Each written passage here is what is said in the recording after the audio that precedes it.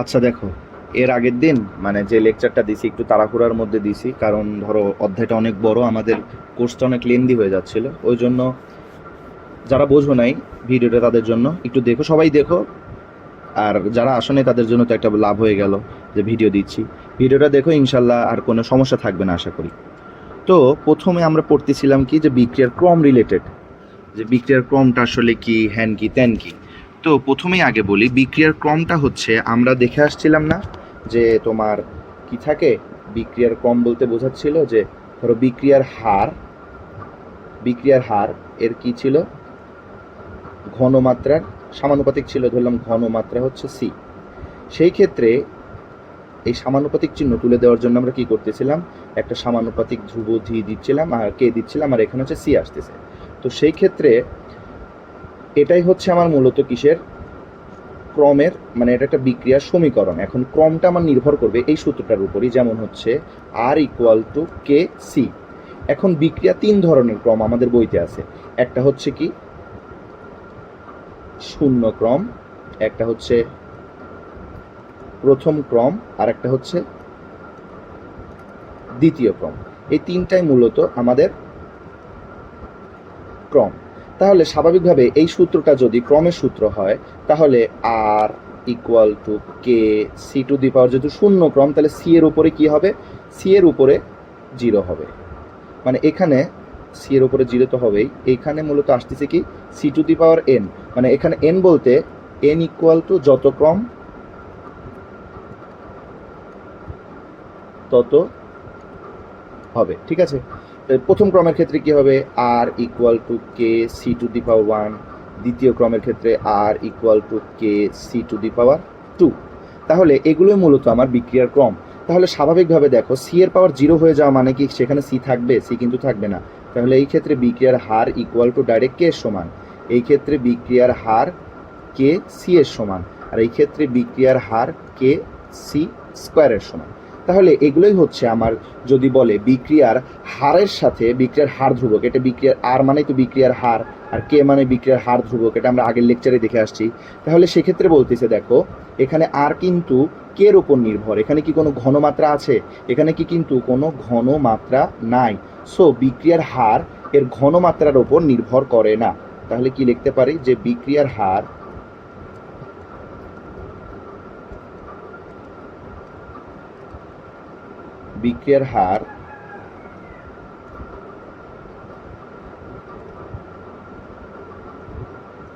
ঘনমাত্রার উপর নির্ভর করে না। আশা করি এটা বুঝছো, যে বিক্রিয়ার হার কার ক্ষেত্রে, শূন্য ক্রমের ক্ষেত্রে। অবশ্যই সেটা কোন ক্রমের ক্ষেত্রে, শূন্য ক্রমের ক্ষেত্রে। কারণ দেখো, প্রথম ক্রমের ক্ষেত্রে কিন্তু সি ওয়ান আছে, দেন দাঁড়াও এটা একটু উপরে সরাই। তাহলে প্রথম ক্রমের ক্ষেত্রে একটু, তাহলে প্রথম ক্রমের ক্ষেত্রে কিন্তু দেখো, প্রথম ক্রমের ক্ষেত্রে যেটা আছে সেই ক্ষেত্রে কিন্তু সি ওয়ান আছে। তাহলে সেই ক্ষেত্রে কিন্তু প্রথম ক্রম বিক্রিয়ার ক্ষেত্রে বিক্রিয়ার হার অবশ্যই কার ক্ষেত্রে, ঘনমাত্রার উপর নির্ভর করবে। দ্বিতীয় ক্রমের ক্ষেত্রেও হার ঘনমাত্রার উপর নির্ভর করবে। কিন্তু শুধুমাত্র শূন্য ক্রমের ক্ষেত্রেই কি করে, হার ঘনমাত্রার উপর নির্ভর করে না, কারণ সি এর উপর জিরো, মানে এটা হয়ে যায়। আচ্ছা, এরপরে আমরা এটার গ্রাফটাও দেখে ফেলতে পারি পাশাপাশি। তাহলে সেখানে কি ছিল, প্রথমে ছিল হচ্ছে শূন্য ক্রম। তাহলে শূন্য ক্রমের গ্রাফটাকে আগে তিনটা গ্রাফ আঁকাই। ধরো এটা একটা গ্রাফ, এটা একটা গ্রাফ, এটা একটা গ্রাফ। তাহলে শূন্য ক্রমের ক্ষেত্রে আমরা কি দেখলাম, শূন্য ক্রমের ক্ষেত্রে গ্রাফটা ছিল কেমন দেখো। এখানে ডাইরেক্ট কি হয়ে যাচ্ছে দেখো তো, কে। আচ্ছা, এই গ্রাফটা কার উপর হবে সেটাও আমাদের নির্ভর করে। যেমন এখানে দেখো, আমরা গ্রাফটা নিব মূলত দুইটা জিনিসের উপর। একটা হচ্ছে বিক্রিয়ার হার, আর একটা হচ্ছে বিক্রিয়ার, এখানে হচ্ছে ঘনমাত্রা এস দিয়ে প্রকাশ করলাম। এই ক্ষেত্রে হার, এই ক্ষেত্রে ঘনমাত্রা, এই ক্ষেত্রে হার, এই ক্ষেত্রে ঘনমাত্রা। প্রথমটা শূন্য, প্রথমটা শূন্য ক্রম, তারপরেরটা প্রথম ক্রম, তারপরেরটা কি দ্বিতীয় ক্রম। তাহলে দেখো, বিক্রিয়ার হার, এর আগের স্লাইডে দেখি, দেখো যে বিক্রিয়ার হার আছে, এই বিক্রিয়ার হার কি কোনো ঘনমাত্রার উপর নির্ভর করতেছে, কোনো ঘনমাত্রার উপর কিন্তু নির্ভর করতেছে না। তাহলে এই গ্রাফটা হবে কেমন, এই গ্রাফটা হবে এরকম সমান্তরাল, কার উপর নির্ভর করতেছে না। কিন্তু এর আগের সমীকরণটাই দেখো, এর আগের সমীকরণে যদি আমরা যাই, এক্ষেত্রে কি আসতেছে, আর ইকুয়াল টু কেসি আসতেছে না, তাহলে এটা কার সাথে তুলনা করা যায় দেখো তো, y equal to m x, এটার সাথে তুলনা করা যায়। তাহলে ওয়াই ইকুয়াল টু যদি এম এক্স হয় তাহলে এটা একটা মূল বিন্দুগামী সরলরেখা না, যেহেতু সি নাই, তাহলে সি যদি নাই তাহলে এটা যদি একটা মূল বিন্দুগামী সরলরেখা হয় তাহলে এই গ্রাফটা হবে এমন। কিন্তু তার দ্বিতীয় ক্রমের ক্ষেত্রে দেখো সি স্কোয়ারের সাথে আর কি কেমন সমানুপাতিক, মানে আর এর সাথে সি এর সম্পর্কটা কিন্তু বর্গের সমানুপাতিক, ওই জন্য এই রেখাটা কি হবে এই রকম করে বাড়তে থাকবে। তাহলে এটাই হচ্ছে শূন্যক্রম, প্রথম ক্রম, দ্বিতীয় ক্রম বিক্রিয়ার গ্রাফ। কার ক্ষেত্রে? ঘনমাত্রার সাথে বিক্রিয়ার হারের সম্পর্ক। আর এই ঘনমাত্রার সাথে বিক্রিয়ার হারের যে সম্পর্ক, এটা কিন্তু আমরা এই যে প্রত্যেকটা সূত্র থেকে বের করে আমরা গ্রাফ দেখালাম, প্লাস কোনটাকে কি বলে সেটাও দেখলাম। আচ্ছা, এরপরে আসি, আমাদের ছিল বিক্রিয়ার ক্রম গেল এটা। আমাদের সূত্রগুলো যেটা আছে আসলে, যে সূত্র কোনটা কোন ক্ষেত্রে হয় এটা নিয়ে অনেকের ঝামেলা থাকে। আমি সূত্রগুলো লিখে দিছিলাম এর আগের দিন, তো সূত্রগুলা আবার লিখে দিই। সূত্রগুলা আমি বলছিলাম যে কোনো একভাবে মনে রাখতে, তে ধরলাম আমরা বইয়ের নিয়ম বা যে কোনো একটা নিয়মে মনে রাখলে হবে, যেহেতু এটা শূন্যক্রম, তাহলে শূন্যক্রমের ক্ষেত্রে আমরা এখান থেকে ডাইরেক্ট লিখি, এই সিরিয়ালে যতগুলো থাকবে সবই শূন্যক্রম থাকবে, ঠিক আছে।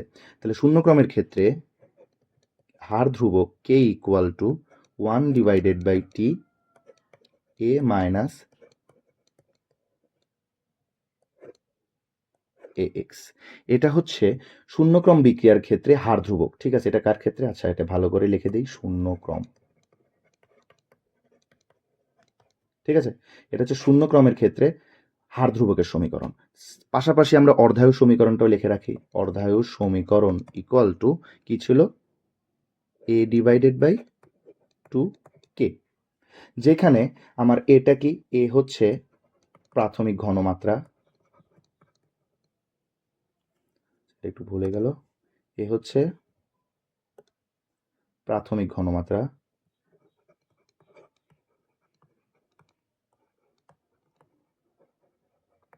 আচ্ছা, আর এ মাইনাস এক্স হচ্ছে টি সময় পর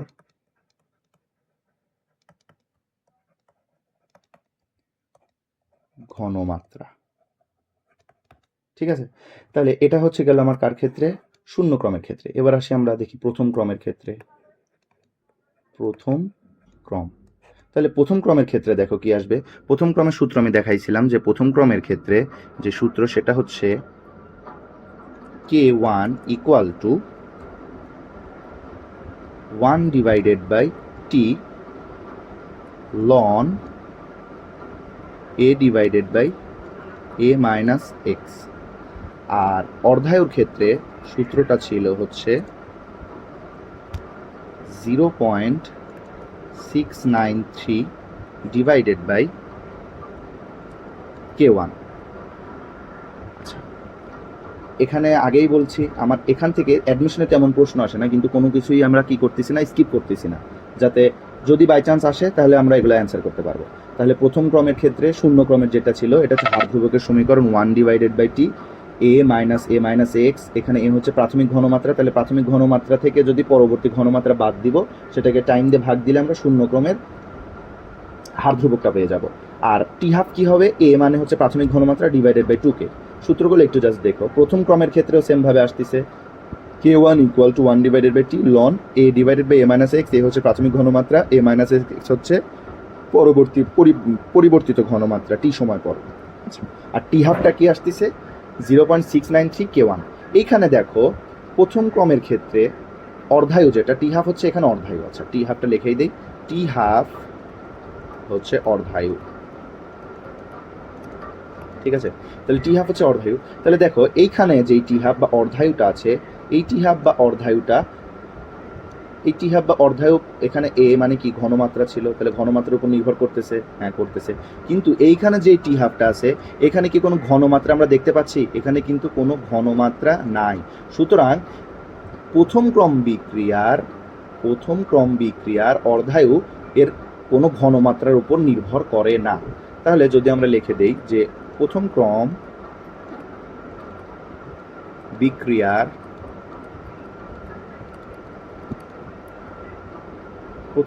বিক্রিয়ার অর্ধায়ু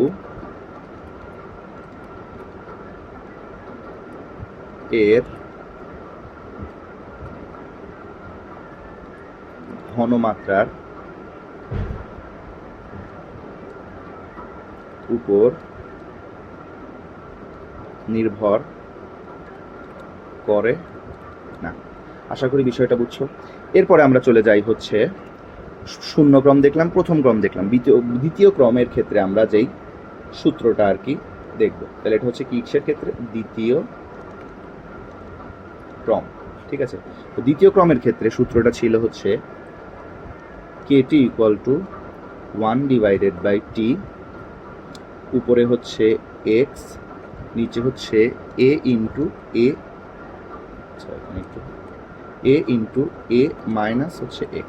ঠিক আছে, তাহলে এখানে কি বলছিলাম? এ হচ্ছে প্রাথমিক ঘনমাত্রা, ax হচ্ছে কি পরবর্তীতে ঘনমাত্রা। তাহলে এক্সটা আসবে কিভাবে?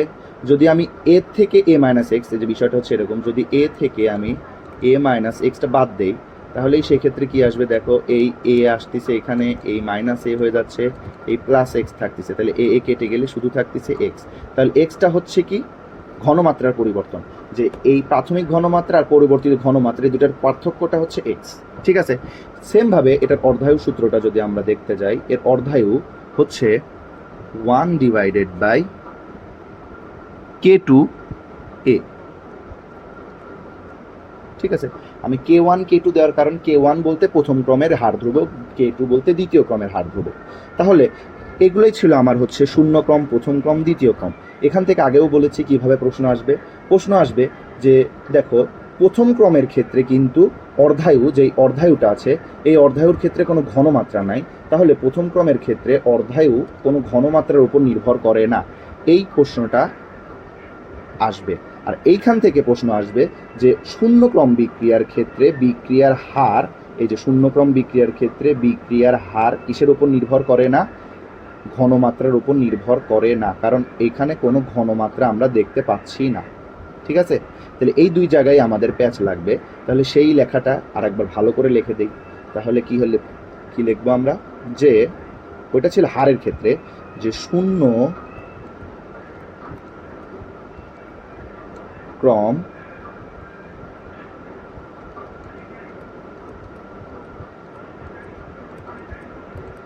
বিক্রিয়ার হার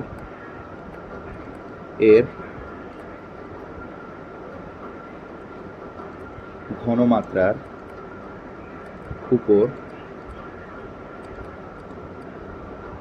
নির্ভরশীল নয়। এটা একটা আরেকটা আসতে পারে কি, যে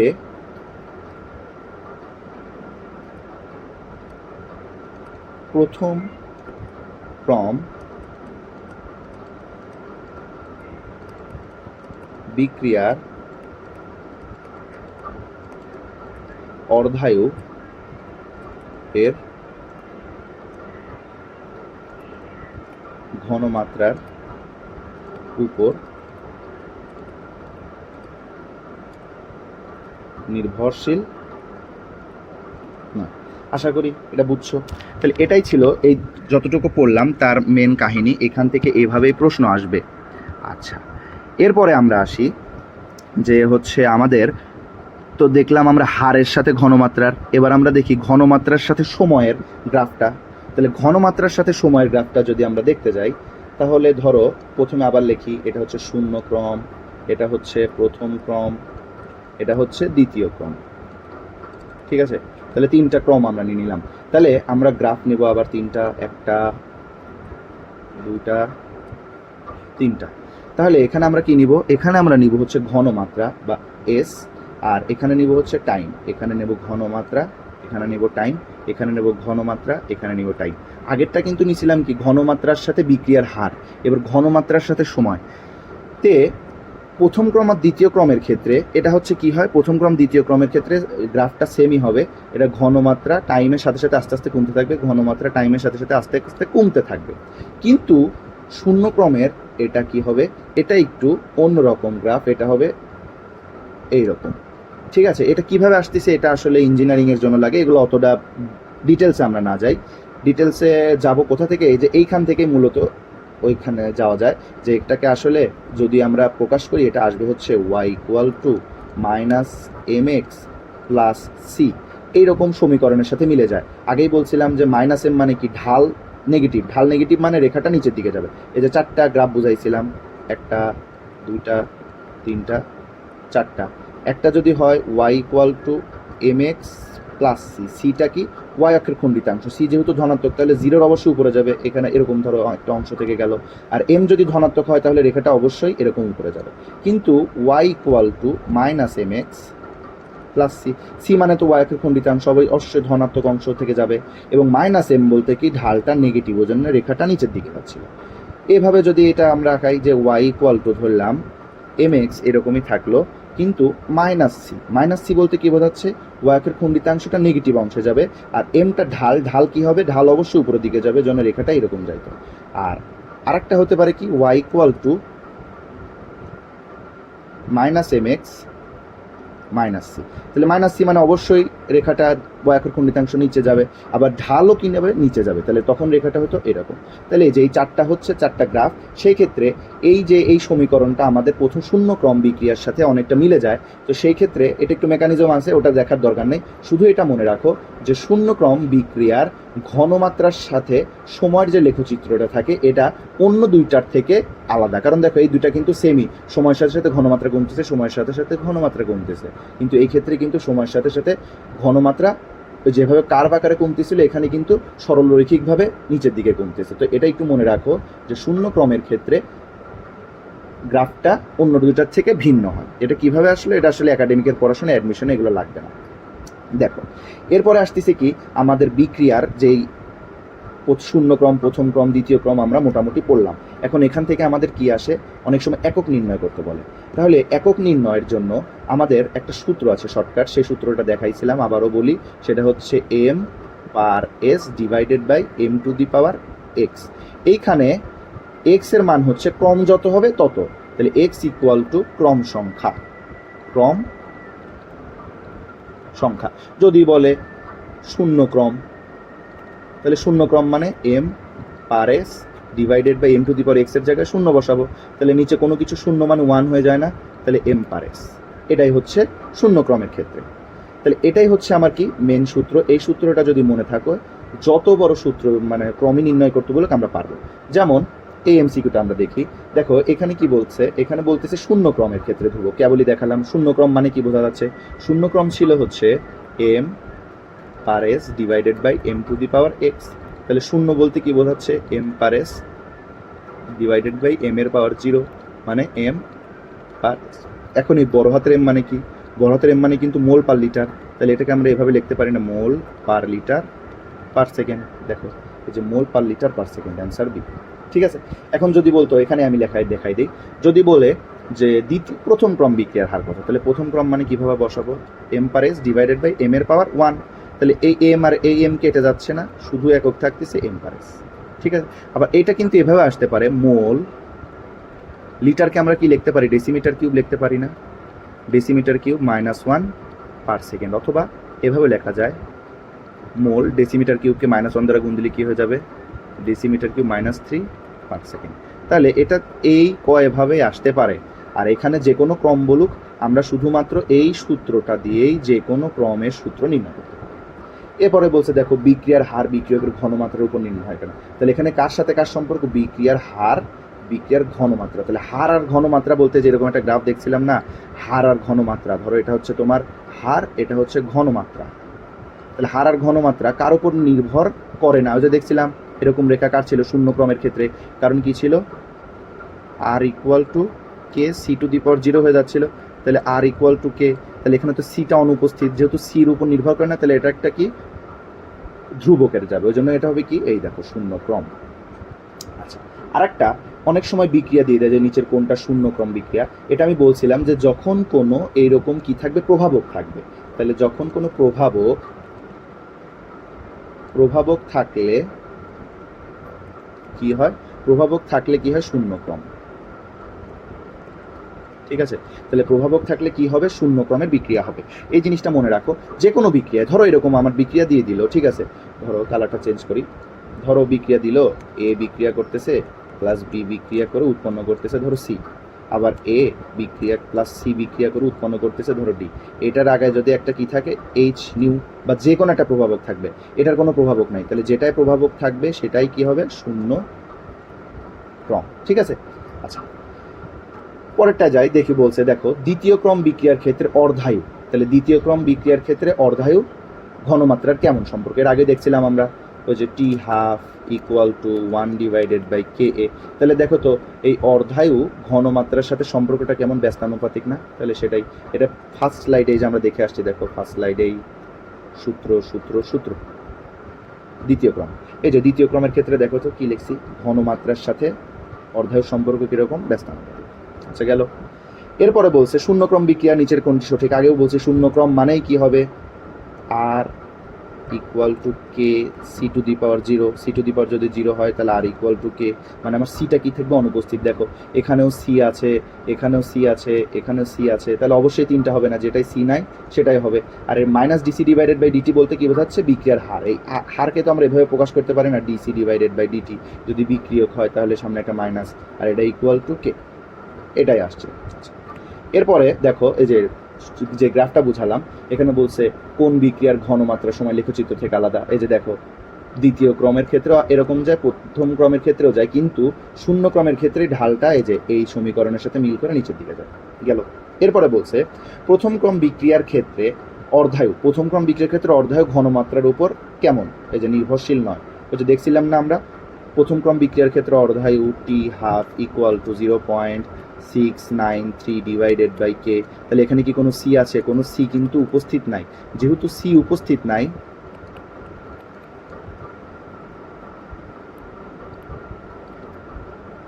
তাহলে সি এর উপর নির্ভর করে না। তাহলে এটাই বলছে যে প্রথম ক্রম বিক্রিয়ার ক্ষেত্রে বিক্রিয়কের ঘনমাত্রা প্রথম ইসের উপর নির্ভর করে না। আশা করি বুঝছো। এরপরে যাই প্রথম ক্রম বিক্রিয়ার বৈশিষ্ট্য। দেখো এর আগেও দেখে আসলাম আমরা প্রথম ক্রম বিক্রিয়া কখনো সম্পূর্ণভাবে শেষ হয় না, এটার মেকানিজম আপাতত বোঝার দরকার নাই, কিন্তু এর একটা সূত্র আসে ই to the power E to the power হচ্ছে তোমার kt, e to the power Katie equal to infinity. একটা বিক্রিয়া টিক্রিয়া করে লাস্টে এরকম আসে। কে তো অবশ্যই জিরো হবে না, তাহলে কে নট ইকুয়াল টু জিরো, তাহলে অবশ্যই টি এর মান ইনফিনিটি হলেই তখন টাইমের মানটা কি হবে, ইনফিনিটি হবে। মানে টি এর মান ইনফিনিটি হলে ই এর মান কি হবে, ইনফিনিটি হবে। তাহলে সেই ক্ষেত্রে টাইম যদি ইনফিনিটি হয়ে যায় তার মানে একটা বিক্রিয়া চলতেই থাকবে চলতেই থাকবে চলতেই থাকবে, এটা কখনো শেষ হয় না। তাহলে সেটাই যে আমি লিখে দিচ্ছি, দেখো প্রথম ক্রম বিক্রিয়ার ক্ষেত্রে সমীকরণ থেকে পাই সময় হচ্ছে অসীম। এটাই বলছে যে সময় যদি অসীম হয় তার মানে কি বিক্রিয়া কি কখনো শেষ হবে, কখনো সম্পূর্ণ শেষ হবে না। এরপরে বলছে দেখো এর অর্ধায়ু প্রাথমিক ঘনমাত্রার উপর নির্ভর করে না। এটাও আমরা দেখে আসলাম যে অর্ধায়ু প্রথম ক্রমের ক্ষেত্রে প্রাথমিক ঘনমাত্রার উপর নির্ভর করতেছিল না, কারণ কি ছিল, কে T equal to 0.693 divided by K. তাহলে এখানে কোনো সি উপস্থিত নেই, এর আগের স্লাইডেও বোঝালাম।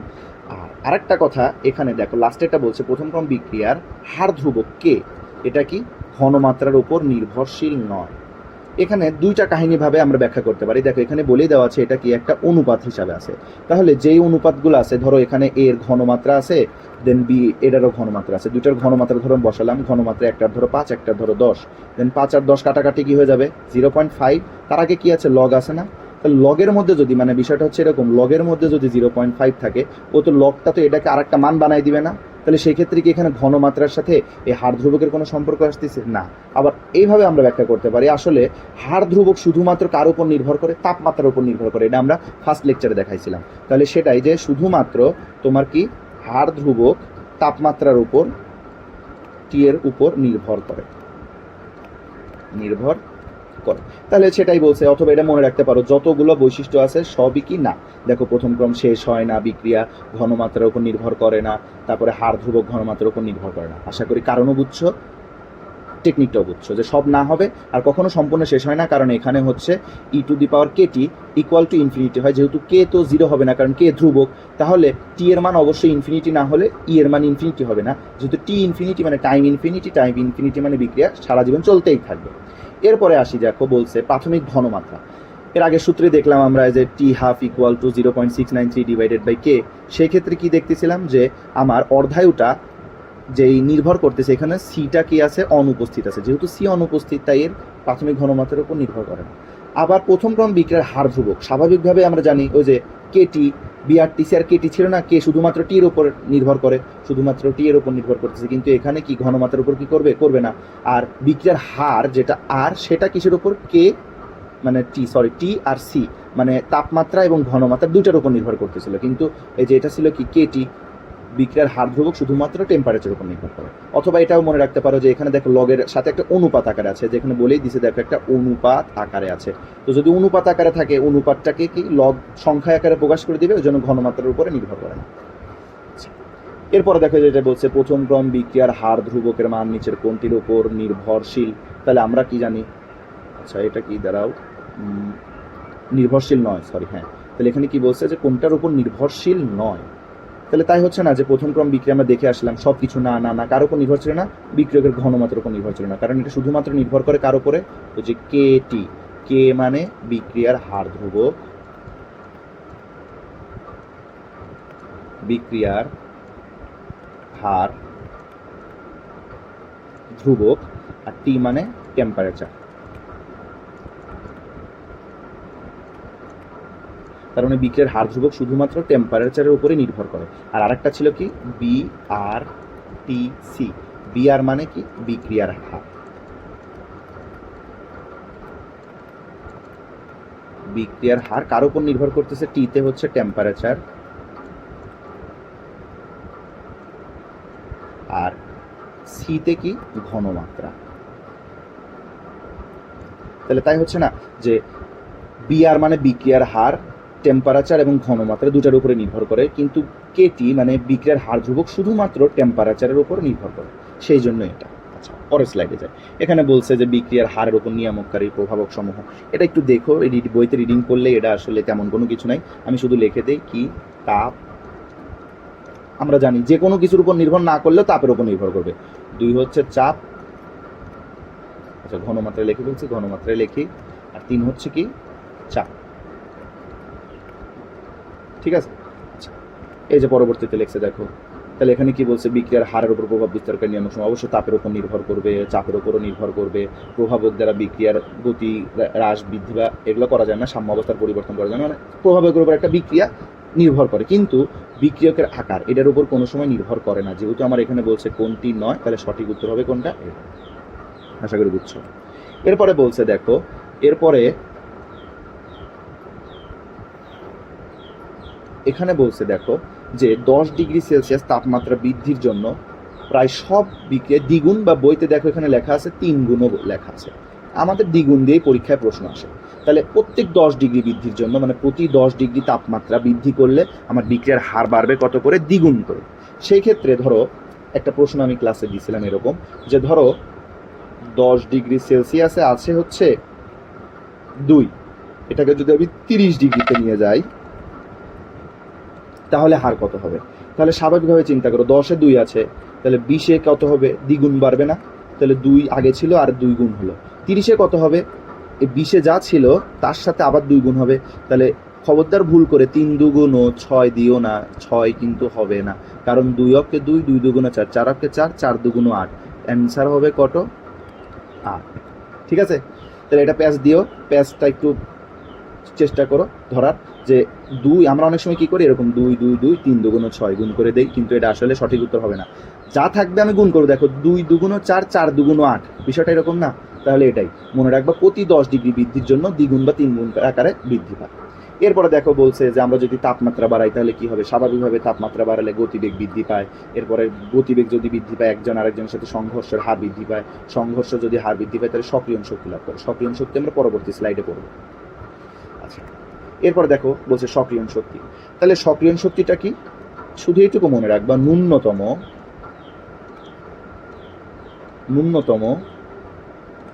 যেই শক্তিটা লাভ করলে বিক্রিয়ক উৎপাদে পরিণত হয়। তাহলে কি বলছি, যে ন্যূনতম যে শক্তিটা লাভ করলে বিক্রিয়ক কিসে উৎপাদে পরিণত হবে সেটাকে কি বলা হচ্ছিল, সক্রিয়ণ শক্তি। বিষয়টা যে এরকম করে বোঝাইছিলাম, ধরো এ প্লাস বি বিক্রিয়া করতেছে, উৎপন্ন হচ্ছে সি। এর সক্রিয়ণ শক্তি ধরো এরকম 5 ফিট একটা দেওয়াল। আর একটা বিক্রিয়া ধরো করতেছে, ধরো ডি প্লাস ই বিক্রিয়া করে সি উৎপন্ন করতেছে, ধরো এটার দেওয়ালটা হচ্ছে তোমার 10 ফিট। যদি দুইটা আলাদা দেওয়া ঠিক হয় না, আমরা দুইটা সেমই রাখি, ঠিক আছে, দুইটা আমরা কি রাখি, সেম রাখি। তাহলে ধরো এ প্লাস বি আসলো, ঠিক আছে, দাঁড়াও,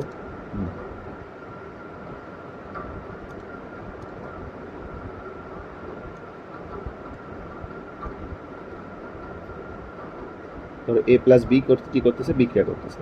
তাহলে এ প্লাস বি বিক্রিয়া করে আবার সি করতেছে। তাহলে একটার সামনে দেওয়াল আছে ধরো 5 ফিট, আর একটার সামনে দেওয়াল আছে ধরো 10 ফিট। তাহলে স্বাভাবিকভাবে চিন্তা করো, একজনের 5 ফিট দেওয়াল পার করা সোজা না 10 ফিট দেওয়াল পার করা সোজা? অবশ্যই 5 ফিট দেওয়াল পার করা ইজি না। তাহলে সেই ক্ষেত্রে যেই বিক্রিয়ার সক্রিয়ণ শক্তিটা কম তার হার বেশি। তাহলে এটা মনে রাখবা যে বিক্রিয়ার হার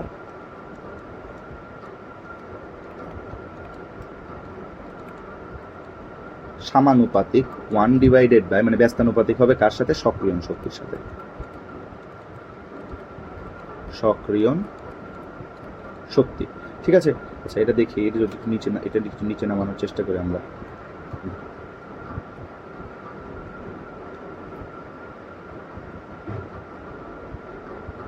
উপরেই আমরা রাখি, এটাকে আমরা নিচে আনি।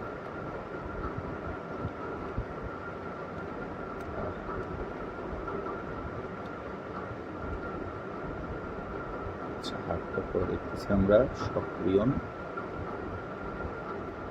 শক্তি।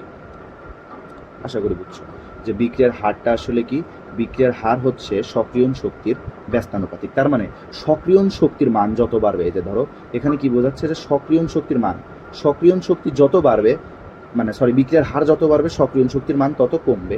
এটা যদি দেখাই, ধরো কালারটা চেঞ্জ করি, ধরো বিক্রিয়ার হার বাড়লো, তাহলে কি হবে, ব্যস্তানুপাতিক না সম্পর্ক, তাহলে সক্রিয়ণ শক্তির মান কমবে। তাহলে এই ক্ষেত্রে দেখো, এর ক্ষেত্রে সক্রিয়ণ শক্তির মান কত, 5, কম না? তাহলে যার সক্রিয়ণ শক্তির মান কম তার বিক্রিয়ার হার হবে বেশি। তাহলে অবশ্যই এই বিক্রিয়ার হার কি হবে, এর হার হবে বেশি, আর এর হার হবে কম, কারণ এর সক্রিয়ণ শক্তিটা বেশি। আশা করি বুঝছো। আচ্ছা এটা বোঝার আগে আরেকবার বলি, এই জিনিসটা রিক্যাপ করি। সক্রিয়ণ শক্তি মানে তুমি মনে করবা যেই এনার্জি লেভেলটা পার করলে ওই বিক্রিয়কটা উৎপাদে পরিণত হতে পারবে। তাহলে অবশ্যই আমার সক্রিয়ণ শক্তি যত কম হবে আমি সহজেই ওই বিক্রিয়াটা উৎপাদে পরিণত হতে পারবে। তাহলে সেটাই বলতেছে যে যদি দুইটা দেওয়াল থাকে এরকম, একটা যদি ধরো 5 ফিট আর একটা ধরো 10 ফিট, অবশ্যই আমার 5 ফিট দেওয়ালটা পার করাই বেশি ইজি হবে 10 ফিটের চেয়ে। তাহলে যার সক্রিয়ণ শক্তির মানটা কম, দেখো 10 ফিটের চেয়ে 5 ফিট কম না, তাহলে যার সক্রিয়ণ শক্তির মানটা কম তার বিক্রিয়াটা দ্রুত এ বি থেকে সিতে পরিণত হতে পারবে। কিন্তু এর সক্রিয়ণ শক্তির মান বেশি, 10 ফিট দেওয়াল পার করতে হবে, তাহলে অবশ্যই এ বি সিতে পরিণত হতে অনেক সময় বেশি লাগে। এটাই ছিল কি সক্রিয়ণ শক্তি, ঠিক আছে। এরপরে আসি আমরা হচ্ছে আর্হেনিয়াসের সমীকরণ। আমি যদিও ক্লাসে আর্হেনিয়াসের সমীকরণটা বিস্তারিত দেখাইছিলাম, কিন্তু এখন যেহেতু অনলাইনে দেখাচ্ছি আমি আর্হেনিয়াসের সমীকরণটা বিস্তারিতই দেখাই দেই, ঠিক আছে, যে আর্হেনিয়াসের সমীকরণটা আসলে আসলো কিভাবে হলো না। আচ্ছা তাহলে আর্হেনিয়াসের সমীকরণটা ছিল হচ্ছে এরকম, অনেকটা হলুদ কালি নেই, ধরো আর্হেনিয়াসের সমীকরণটা ছিল, দেখি পরের স্লাইডে কি পেজ আছে, হ্যাঁ। তাহলে এখানে ধরো সমীকরণটা ছিল এমন যে K equal to P Z e to the power minus EA divided by R T, এরকম ছিল সূত্রটা।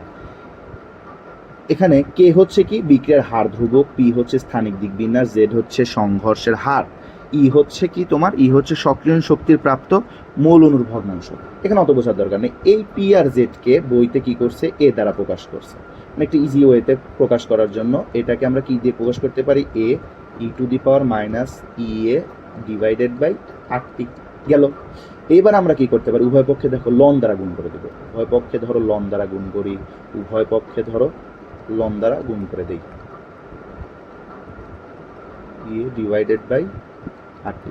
উভয় পক্ষে লন দ্বারা যদি গুণ করি দেখো তো কি হয়ে যাচ্ছে, এখানে লনকেই থাকলো, কি গুণ আকারে থাকলে লন যে যোগ হয় লন আকারে সেটা আমরা তো জানি, তাহলে ln A plus ln e to the power minus E A divided by R T.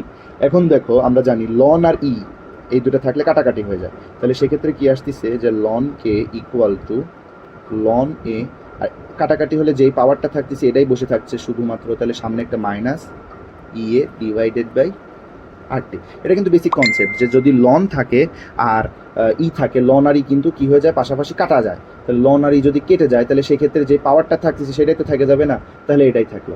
এখন আমরা আরেকটা জিনিস, যে লনের সাথে লগের সম্পর্ক হচ্ছে 2.303 লগ, ঠিক আছে। তাহলে এটাকেই আমরা কি করতে পারি, এটাকেই যদি ধরো এরকম যে এটাকে আমরা কি করতে পারি, লগে প্রকাশ করব, তাহলে সেক্ষেত্রে কি করব, 2.303 দ্বারা প্রকাশ করতে পারি না, যে 2.303 log K equal to 2.303 log A minus EA divided by RT. এটাই তো আসতেছে, তাই না? তাহলে আমরা কি করলাম, জাস্ট লনের পরিবর্তে লগ বসাই দিলাম। এবার দেখো এটাকে আমরা যদি সুন্দর করতে চাই তাহলে কি 2.303 দ্বারা ভাগ করে দিলে একটা ফরম্যাটে চলে আসতেছে, সেটা হচ্ছে কি log K equal to log A minus E A divided by 2.303 R into T. তাই আসতেছে না? তাহলে সেটাই আসতেছে যে দেখো এটাই হচ্ছে আমার মূলত লাগবে কোন কোন দুইটা সূত্র, এই সূত্রটা লাগবে আমার আর এই সূত্রটা লাগবে। এই দুটা সূত্র বোঝানোর জন্যই আমি এত পেঁচাল করলাম, কারণ এখান থেকে গ্রাফ আসে। তাহলে বুঝো আরহেনিয়াসের সমীকরণটা ছিল মূলত, অনেক সময় এমসিকিউতে আবার এটাও দিয়ে দেয়, আর নিচে আরহেনিয়াসের সমীকরণ কোনটা, সেক্ষেত্রে এটা দিবা যে আরহেনিয়াসের সমীকরণ হচ্ছে এইটা, আরহেনিয়াসের সমীকরণ এটা। কিন্তু এটাকে কি করলাম দেখো, আরেকবার একটু রিক্যাপ করি। এটা ছিল পিজেডকে আমরা এ দ্বারা প্রকাশ করলাম, এরপর উভয় পক্ষে লন দ্বারা গুণ দিলাম, লনের ক্ষেত্রে গুণ থাকলে যোগ হয়, যোগ করলাম। কিন্তু লন আর ই থাকলে পরস্পর কি হয়ে যায়, লন আর ই পরস্পর কেটে যায়, কেটে গেলে যে পাওয়ারটা আছে সেই পাওয়ারটাই বসে গেল। এবার দেখো লন আর লনের পরিবর্তে আমরা কি বসাবো, লগ। আমরা জানি লনের সাথে লগের সম্পর্ক হচ্ছে 2.303 গুণ দিতে হয়। তাহলে প্রত্যেক লনের পরিবর্তে যেখানে যেখানে লন আছে সেখানে লগ বসানোর জন্য 2.303 গুণ দিয়ে দিলাম। আর এখানে যা ছিল তাই, কারণ এখানে তো আমার কোনো লন নাই যে আমি লগ বসানোর জন্য 2.303 দ্বারা গুণ দেবো। আচ্ছা, এরপর আমি কি করলাম, উভয় পক্ষকে 2.303 দ্বারা ভাগ করলে আমার এই পাশে থাকতেছে লগ কে, এ পাশে থাকতেছে হচ্ছে লগ এ, আর এই পাশে ইএ ডিভাইডেড বাই আরটি, তার সাথে যেহেতু ভাগ দিচ্ছি তাই এই 2.303টা কি হয়ে যাচ্ছে, ভাগ হয়ে যাচ্ছে। এখন দেখো এই সমীকরণ আর এই সমীকরণ, এই দুইটাকে আমরা যদি তুলনা করি, সমীকরণটা আমি আর একবার লিখি। সমীকরণটা হচ্ছে এইরকম যে একটা হচ্ছে লন কে ইকুয়াল টু হচ্ছে ln A minus EA divided by RT, এটা একটা সমীকরণ। আর একটা সমীকরণ হচ্ছে log K equal to log A minus EA divided by 2.303 RT. তাই আসতেছে না? এই দুটাই ছিল। এখন আমরা কি করব, এটাকে একটু সাজায় লাগবো, যেমন ln K equal to minus EA divided by R 1 divided by T plus হচ্ছে লন এ। এটাকেও সাজায় লিখবো, log K equal to minus EA divided by 2.303 গুণন হচ্ছে আর, মানে ধ্রুবকগুলো আমরা সব একসাথে নিচ্ছি আর চলকটা পাশে নিলাম, দেন আবার যেরকম ছিল ওইভাবেই প্লাস হচ্ছে লগ এ। তাহলে এই দুইটা সমীকরণে দেখো y equal to minus m x plus c, y equal to minus m x plus c, তাই তুলনা হচ্ছে না? তাহলে এটার সাথে এটা যদি তুলনা করি, এখানে দেখো তো যেহেতু এক্সটা ভেরিয়েবল থাকে, মানে এক্স আমরা চেঞ্জ করতে পারি, টিটাও ভেরিয়েবল, যেই বিক্রিয়ায় তাপমাত্রা দেওয়া থাকবে তাপটা ভেরিয়েবল হবে, সেমভাবে তাপ ভেরিয়েবল, এক্স ভেরিয়েবল। তাহলে এই ক্ষেত্রে আমার সির সাথেও কোনো সম্পর্ক নাই, সি আর এগুলা ধ্রুবক। কিন্তু দেখো পরীক্ষা বলে যে এই আরহেনিয়াসের লগ বনাম সময়ের ক্ষেত্রে ঢালটা কত, তাহলে এই ক্ষেত্রে যখন ঢাল হবে, লনের ক্ষেত্রে ঢাল কত হচ্ছে E minus E A divided by R, আর লগের ক্ষেত্রে ঢালটা কত হচ্ছে minus E A divided by 2.303 R. তাহলে এই দুটার মধ্যে আমাদের প্যাচ লাগে এবং পরীক্ষায় আসে, ঠিক আছে? তাহলে মনে রাখবা লনের ক্ষেত্রে লনের ক্ষেত্রে ঢাল কি আসতেছে? Minus EA divided by R. আর লগের ক্ষেত্রে কি ঢাল আসতেছে? লগের ক্ষেত্রে ঢাল আসতেছে minus EA divided by 2.303 into R. তাহলে এই দুটা জিনিস একটু মনে রাখবা যে লনের ক্ষেত্রে ঢাল কত আসতেছে, লগের ক্ষেত্রে কোনো ঢাল আর কত আসতেছে। এটা বোঝানোর জন্য এতক্ষণ আমি এই সমীকরণগুলো এত দুটো নিয়ে আসলাম। আর একবার বলি, প্রথমে কি হচ্ছিল? প্রথমে হচ্ছে সমীকরণ আসলো, সমীকরণকে সহজভাবে প্রকাশের জন্য স্থানিক দিক বিন্যাস আর হচ্ছে তোমার যে সংঘর্ষের হারকে এ দ্বারা প্রকাশ করলাম, এরপর উভয় পক্ষে লন দ্বারা গুণ দিলাম, লন গুণ থাকলে প্লাস হচ্ছে, প্লাস থাকার পরে এই ই আর লন কেটে যাচ্ছে, ই আর লন যদি কেটে যায়, ধরো ই আর লন, এই ই আর লন কেটে যাচ্ছে, ই আর লন কেটে গেলে যেটা থাকে সেটাই বসে যাচ্ছে। এরপরে কি হচ্ছে? এটা হচ্ছে একটা সমীকরণ। এই লনকে আমরা লগের সাথে সম্পর্ক আমরা জানি, লনের সাথে লগের সম্পর্ক হচ্ছে 2.303 গুণ করতে হয়। তাহলে প্রত্যেক লনের আগে 2.303 গুণ করে আমরা লগ বসালাম। এবার জিনিসটাকে সুন্দর করার জন্য আমরা কি করতেছিলাম? জিনিসটাকে সুন্দর করার জন্য আমরা কি করতেছি? এই 2.303 দ্বারা ভাগ করে দিলে এরকম একটা মান আসতেছে। সেই সমীকরণটাই আবার আমি এপাশেও লিখছি, এপাশেও লিখছি। এই ক্ষেত্রে এটাকে যদি আমি একটু সাজায় লিখি, তাহলে দেখো যেহেতু আমাদের y = -mx আছে না, এখানে এক্সটা ভেরিয়েবল হয়, এখানে টিটা ভেরিয়েবল, তো টিটা বাইর করে নিছি। এটাকে তুলনা করলে দেখো y = -mx + c হয় না? তাহলে y = -mx + c হয় না? তাহলে সেটাই তো হয়েছে। তাহলে যদি y = -mx + c হয়, সেটার সাথে তুলনা করলে দেখো এটা হচ্ছে এর ঢাল, এটা এর ঢাল। লনের ক্ষেত্রে ঢাল হচ্ছে ইএ ডিভাইডেড বাই আর, লগের ক্ষেত্রে ঢাল হচ্ছে কত? Minus EA divided by 2.303। এভাবেও এটা মনে রাখতে পারো তুমি। দেখো যে যখন লগের মধ্যে 3টা শব্দ আছে, লগের মধ্যে 2টা, লনের মধ্যে 2টা আছে, তাহলে বড়কে এখানে, তাহলে যেখানে বড় সেখানেই সংখ্যা গুণ। এই সংখ্যাটাও বড়, এই সংখ্যাটাও বড়, তাহলে বড়র সাথে যাবে বড়, ছোটর সাথে কিছুই নাই। তাহলে লনের সাথে 2.303 গুণ যাবে না, লগের ক্ষেত্রে 2.303 আসে। আচ্ছা, এই যে এই গ্রাফটাই এতক্ষণ বোঝালাম, দেখো সেটাই আবার বলছে। দেখো যে লগ, আগেই বলছি লগ থাকলে কি থাকবে? 2.303 থাকবে, আর লন থাকলে 2.303 থাকবে না। ঠিক আছে? আশা করি এটা বুঝছো বিষয়টা। এটা কিন্তু দরকার, আমি এটা ভুল করছিলাম। এই যে আরহেনিসের সমীকরণ আগেই দেখালাম, k = ae⁻−e divided by RT। আচ্ছা, এর পরের স্লাইডে যাই। দেখো তাপ উৎপাদী এবং তাপহারী বিক্রিয়ার ক্ষেত্রে সক্রিয়ণ শক্তি। আমরা দুটা কাহিনী আছে, দেখো। আচ্ছা, আমরা এটা নেই। ধরো এই পাশে আমরা নিচ্ছি হচ্ছে তাপ উৎপাদী বিক্রিয়া,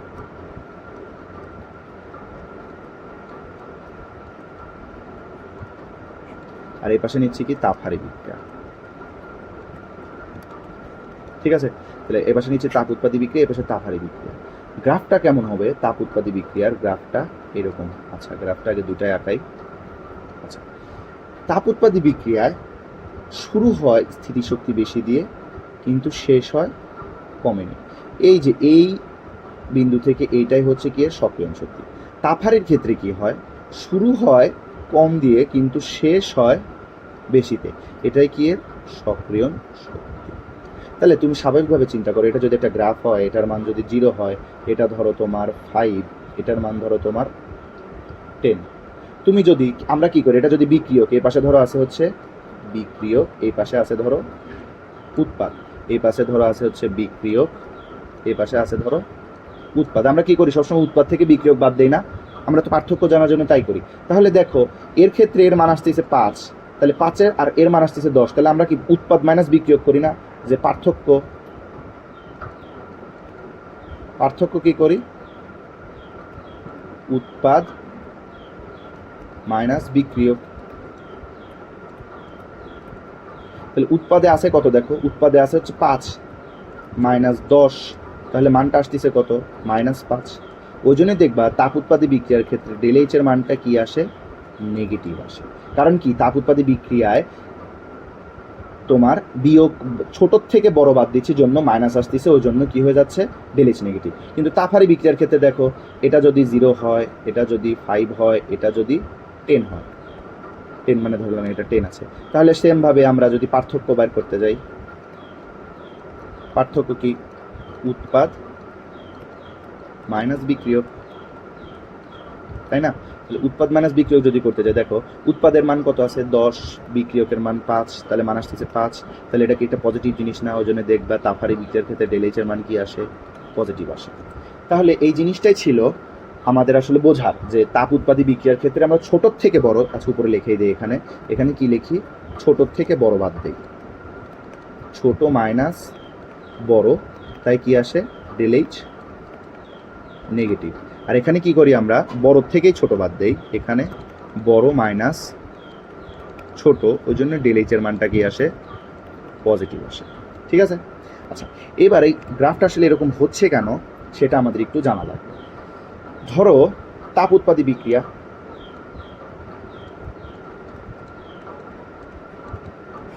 আর এখানে আছে কি? তাপহারী বিক্রিয়া।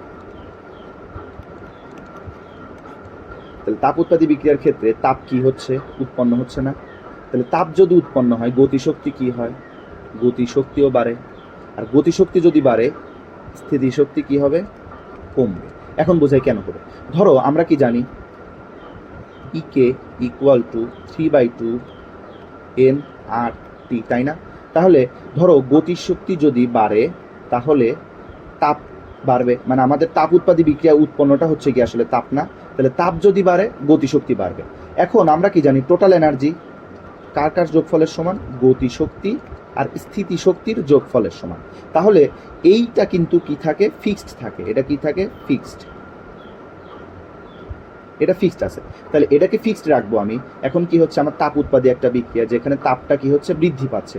তাহলে তাপমাত্রা যদি আমার ইনক্রিজ হয়ে যায়, তাপমাত্রা ইনক্রিজ হলে কি হবে? গতিশক্তি, যেখানে থেকে দেখতেছি তাপমাত্রা ইনক্রিজ হচ্ছে, তাহলে গতিশক্তি বাড়তেছে। এখন গতিশক্তির মান যদি আমার বৃদ্ধি পায়, কিন্তু আমার এটার মান স্থির রাখা লাগবে, তাহলে স্থিতিশক্তির মানটা কি হয়ে যাবে? আমার কমে যাবে না? স্থিতিশক্তির যদি মান কমে, সেটাই দেখো তাপ উৎপাদী বিক্রিয়ার ক্ষেত্রে স্থিতিশক্তি বেশি ছিল, কিন্তু স্থিতিশক্তি কি হয়ে গেছে? কমে গেছে। তাহলে এটা একটা কথা লিখে রাখতে পারো যে তাপ উৎপাদী বিক্রিয়ার ক্ষেত্রে স্থিতিশক্তি কি হয়? উৎপাদের স্থিতিশক্তি কম, বিক্রিয়কের স্থিতিশক্তি বেশি। এটা লিখে রাখি। তাহলে কি হয়? তাপ উৎপাদী বিক্রিয়ার ক্ষেত্রে বিক্রিয়কের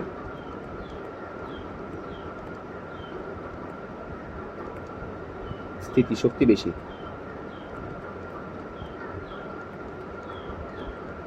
বিক্রিয়কের স্থিতিশক্তি কি থাকে? বেশি থাকে। বিক্রিয়কের স্থিতিশক্তি দেখো 10 নিয়ে শুরু করছিল, কিন্তু পরবর্তীতে চলে গেছে কত? মাত্র 5 না? তাহলে সেটাই বলছে যে তাপ উৎপাদী বিক্রিয়ায় বিক্রিয়কের স্থিতিশক্তি বেশি থাকে, কিন্তু উৎপাদের স্থিতিশক্তি কম থাকে। আর কি থাকে? কিন্তু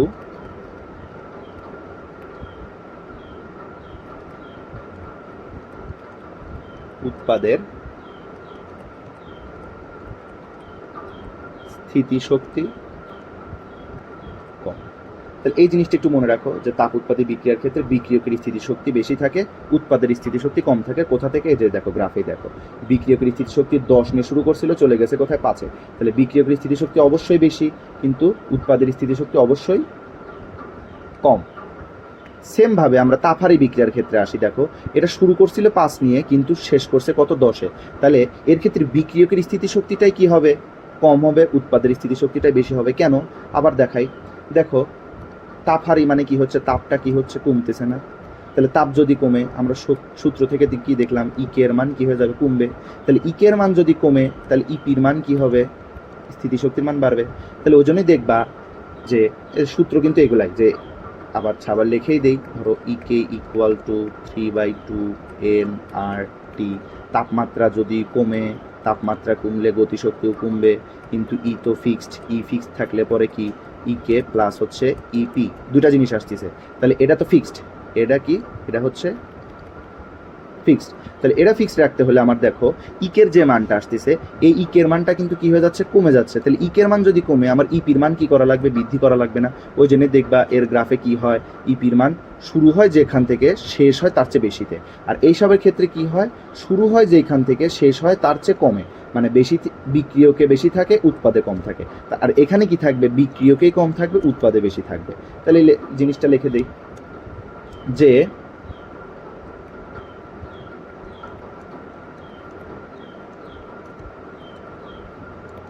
বিক্রিয়কের স্থিতিশক্তি, বিক্রিয়কের স্থিতিশক্তি কি থাকে? কম,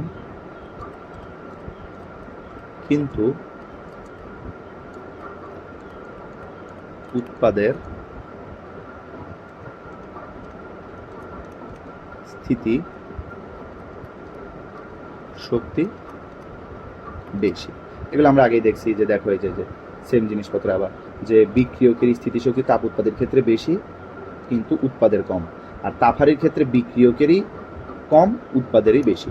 সেটাই আমরা কিসের জন্য হলো যে তাপমাত্রা, যদি তাপ উৎপাদের ক্ষেত্রে তাপমাত্রা বাড়ে, তাপমাত্রা বাড়লে গতিশক্তি কী হবে? বাড়বে। গতিশক্তি যদি বাড়ে আমার টোটালিকে স্থির রাখার জন্য স্থিতিশক্তি কমে যায়। ওই জন্য দেখো যেখান থেকে শুরু করছিল ফিক্সড রাখার জন্য স্থিতিশক্তি কমলো।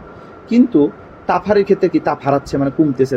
তাপ যদি কমে তাহলে গতিশক্তি কমবে। এই যে তাপের সাথে গতিশক্তির সম্পর্ক কি? সমানুপাতিক। তাহলে তাপ কমবে, গতিশক্তি কমবে। এখন গতিশক্তি যদি কমে আমার এইটাকে কি ফিক্সড রাখতে হবে না? তাহলে সেই ক্ষেত্রে ইপির মান বাড়বে, একজন কমলে আরেকজন বাড়বে। বাইরে কি হবে? সবসময় ফিক্সড রাখতেছি এইটাকে। তাহলে সেই ক্ষেত্রে কি হচ্ছে দেখো, এটায় শুরু হচ্ছিল কম দিয়ে কিন্তু শেষ হচ্ছে কিছু বেশি দিয়ে। এটাই ছিল মেকানিজম, যেটা ক্লাসে বুঝাইছিলাম না। আচ্ছা, এরপরে দেখো সংঘর্ষের হার। ক্লাসে বুঝালাম যে সংঘর্ষ হার আসলে কি বোঝাচ্ছে, যে প্রথমে কি হওয়া লাগবে? সংঘর্ষ হওয়া লাগবে, তাছাড়া তো সংঘর্ষের হারটা হবে না। যে বলছিলাম না, ধরো তুমি একজনের নাক মারে ফাটাবা, ঘুষি মারে, ধরো ঘুষি মারে কি করবা? নাক ফাটাবা। তাহলে অবশ্যই আগে কি নাকে ঘুষি মারা লাগবে না? বা সংঘর্ষ হতে হবে। তাহলে সেটাই বলছে, প্রথমটাই হচ্ছে সংঘর্ষ হইতে হবে। দ্বিতীয় কথা হচ্ছে অবশ্যই ন্যূনতম এনার্জি দিয়ে সংঘর্ষ হওয়া লাগবে। কারণ তুমি যদি শুধু এই নাকের পর একটু টাচ দাও তাহলে তার ভাঙলো না, অবশ্যই একটা জোরে মারা লাগবে। সেটাই বলছে যে ন্যূনতম একটা শক্তি দিয়ে মারা লাগবে যাতে নাকটা ফাটবে। তারপরে কি বলছে? নির্দিষ্ট দিক বিন্যাস, তোমার নাকেই মারা লাগবে, কপালে মারলে কিন্তু হবে না, ঠিক আছে? তোমার নাকে মারলে নাক ফাটবে। তাহলে এটাই ছিল কি? রাসায়নিক বিক্রিয়ার সংঘর্ষ তত্ত্ব। এরপরে লাস্টের টপিক আছে কি দেখো, বিক্রিয়ার আণবিকত্ব। আণবিকত্ব কি বোঝাচ্ছিলাম? যে তোমার বিক্রিয়কে যত অণু থাকবে, লিখে দেই যে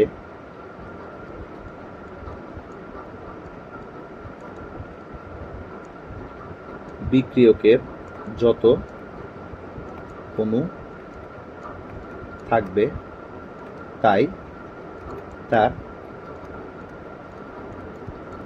আণবিকত্ব। ঠিক আছে, দেখো এখানে বিক্রিয়াটা যদি দেখো, এখানে কয় অণু আছে? 2 অণু আছে। এখানে কয় অণু আছে? কিছু নাই, তার মানে 1 অণু আছে। তাহলে 2 + 1 মানে কত? 3 না? তাহলে এর আণবিকত্ব কত হবে? দেখো 3 আণবিকত্ব। ঠিক আছে, এই দেখো 2 + 1। তাহলে এটাই ছিল হচ্ছে আমাদের টাইপ 1, এটাই দেখাইছিলাম। তো যদি কারো সমস্যা থাকে, এই আশা করি এখন মাত্র 52 মিনিট হচ্ছে, 53 এসে যাচ্ছে। তো এই লেকচারটা দেখো, ইনশাল্লাহ আর কোনো সমস্যা হবে না।